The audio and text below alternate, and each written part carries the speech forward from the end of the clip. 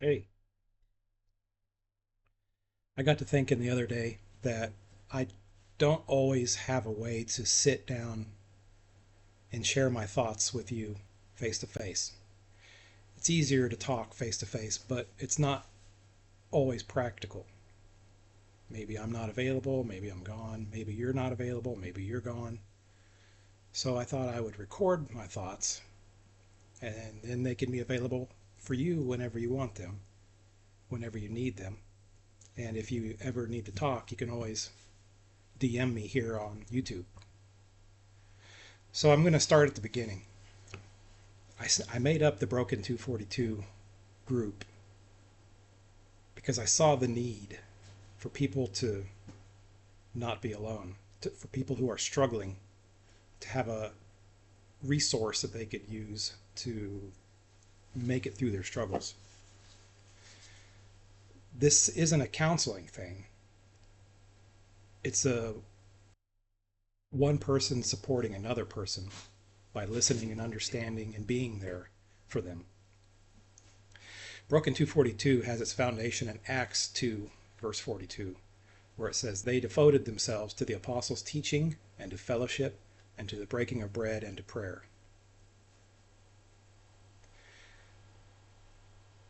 When they were struggling in the early church, they devoted themselves to meeting together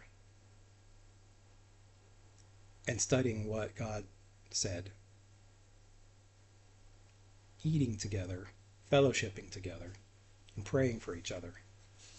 That was the basis of the new church, Acts 2:42. Now, whenever we feel like we're having a bad day, whenever we have a hard time and we feel depressed, the world's getting us down, life is getting us down, there's a lie that's built inside of us that we want to be alone. When things are really going bad, it's just instinctive because of our broken flesh to want to withdraw and be alone. But that's a lie. That's not the best thing for you when you're depressed, when you're having a hard time, when you're struggling. In 1 Kings 19, Elijah had just gotten done battling the prophets of Ahab and Jezebel. He just won a huge battle, called down fire through God that burned up his offering, killed all of the prophets of Baal, won a huge victory. God was there physically and mightily with him. And then right after this, Jezebel says, if Elijah's not dead by this time tomorrow, there's going to be trouble, basically. So it says in 1 Kings 19 that Elijah was afraid and he ran for his life. When he came to Beersheba in Judah, he left his servant there. He wanted to be alone, while he himself went a day's journey into the wilderness. For whatever reason, shortly after this major win, this major accomplishment that God allowed him to do, he felt afraid of the same woman who he just beat. He was feeling depressed. He was feeling like maybe he was tired of fighting. You ever feel tired of fighting? I do. So he ran away, and his friend went with him. His servant, his support person, went with him. But when they got to Beersheba, Elijah told his servant, "You stay here. I'm going to go on by myself," because he wanted to be alone. So Elijah went another day's journey into the wilderness. After that day's journey, to separate himself from his support follower, his friend, he came to a broom bush. He sat down under it and prayed that he might die. So Elijah is feeling suicidal. He wants to die. He's scared. He's got himself alone. And now he just wants to sit down under this bush and die. You ever feel like that? Sometimes life is hard and you just want to sit down in your dark closet, pull a blanket over you and just die. Just you're done. That's all I can take. Elijah told the Lord, I have had enough, he prayed. Take my life. I am no better than my ancestors. But that's not what God wanted. So what did God want? God let Elijah sit down and he put him into a deep sleep.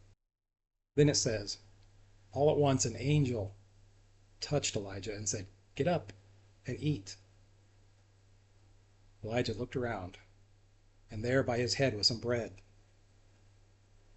freshly baked over hot coals, and a jar of water. So he ate the bread and drank the water, and then he lay down again to sleep.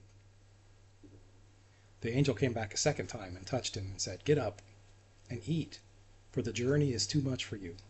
So he got up, and he ate and he drank, and that strengthened him. And because of that strengthening that he got from the bread, he traveled 40 days and 40 nights until he reached Horeb, the mountain of God. There he went into a cave and spent the night to meet with God.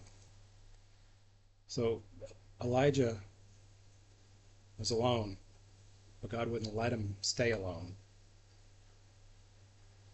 He knew that he needed to not be alone. He knew he needed to eat and to drink. He knows that it's not good to do things alone. In Ecclesiastes 4, it says, two are better than one because they have a good return for their labor. If either of them fall down, one can help the other up. But pity anyone who falls and has no one to help them up. Also, if two lie down together, they will keep warm. But how can one keep warm alone? Though one may be overpowered, two can defend themselves. A cord of 3 strands is not quickly broken. So right here in Ecclesiastes, God is telling you, you can't make it alone. He's not saying that you can't ever be alone. Being alone is okay sometimes, but when you're struggling, when you're depressed, when you need help, but want to be alone, that's exactly when you need to not be alone. Two are better than one. If one falls down, the other one can help him up. If one gets cold, the other one can snuggle with them and keep them warm. God knows it's not good to be alone. Galatians 6, it says you're supposed to carry each other's burdens, and in this way you will fulfill the law of Christ.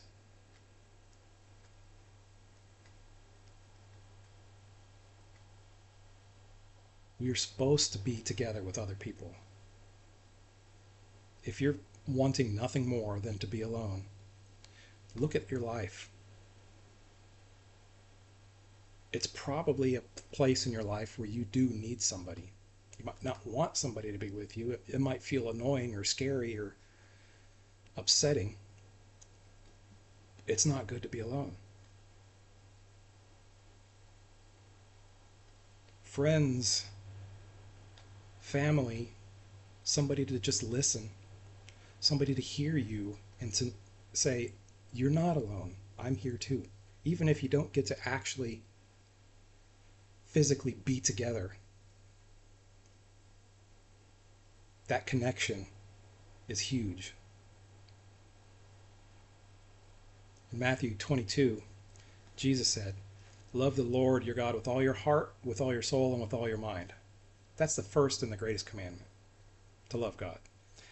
But the second one is just like it, and that's to love your neighbor as yourself. So one person is supposed to love his neighbor, to help his neighbor, to treat his neighbor like he would treat himself when he's struggling. We're supposed to have help. When God made Adam, he looked at him and didn't find a suitable helper for him, so he made Eve. It doesn't have to be a spouse to be there with you, but God did make spouses, spousers. But God did make spouses to fill a role so that you don't have to be alone, so that you have somebody with you. It can be a friend. God made friends, that relationship, loving your neighbor. There is somebody in your world that wants to be there for you, that wants to listen to you, that wants to help you. You just have to tap into that. When you're really feeling depressed, when you want more than anything else to be alone, that's when you shouldn't be alone. Call your family, call your friend, knock on their door, DM me. I'll be there for you. If I'm not available, DM me and know that I'm hearing it, and then be patient. Don't isolate yourself. That's the whole point of this Broken 242. And now I'm trying to put it out there online for the world so that I can reach a greater audience. Because sometimes people don't want to connect with other people one-on-one in the same room. But if you watch this and you're struggling and you're alone, you're not alone, because I'm here. DM me.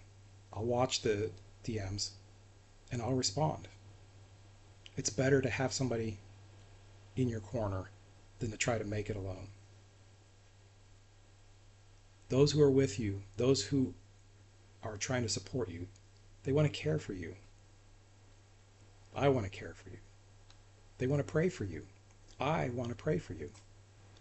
They want to walk along beside you when you're struggling and lift you up and keep you, put their arm around you so that you don't fall. And when you share your struggle with somebody else and they share their struggle with you, both parties win. A cord of 3 strands is not quickly broken. You can defend yourself better when you're not alone. Reach out. Don't try to go through it alone. I'm there for you. Other people in your world are there for you. God wants you to have somebody to help you. And there is somebody out there that God has set for you. You just have to not tell them to stay here and then walk a day's journey away. Accept help from somebody who wants to help. It's hard to do, accepting help, accepting somebody being with you when you're feeling your roughest, when you're feeling your most broken, when you're feeling as down as you've ever been. It's hard to accept help, but it's the best thing you could do. Hang in there. Reach out. Let me know if I can help you.